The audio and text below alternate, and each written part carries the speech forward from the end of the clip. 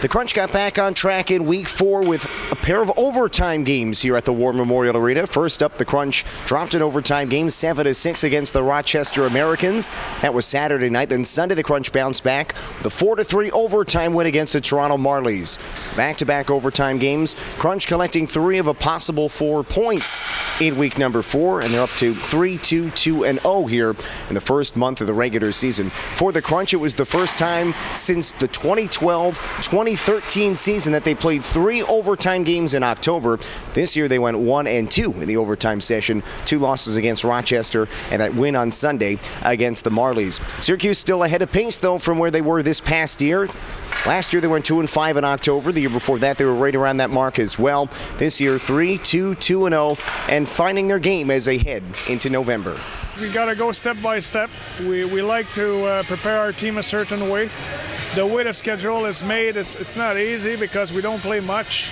So there's a lot of inactivity on our side. It's maybe for us coaches to organize tournament and within once in a while, but overall I'm just happy that we played the right way this weekend.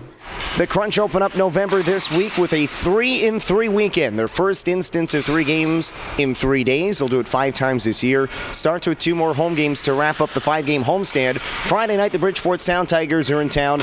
They have only 1 win in their first 9 games of the season. They're in the bottom of the Atlantic Division and in the Eastern Conference. Then Saturday brings the Binghamton Devils for the first matchup of the regular season series. They'll play 10 times once again this year. The Crunch have 16 wins in the 20 games that they have played since Binghamton acquired the Devils a couple of years ago. Then the Crunch wrap up the weekend in Hershey against the Hershey Bears. That's where they'll finish off the 3-3. So the Crunch been so good in November the last couple of years. Last year they played 11 games in November. They got a point in all 11 of them, getting 9 wins, going 9-0-2-0 last November, which really jump-started the rest of the year for the Crunch. We'll see if they can get going again here this November with 3-3, including 2 home games here in Syracuse this week.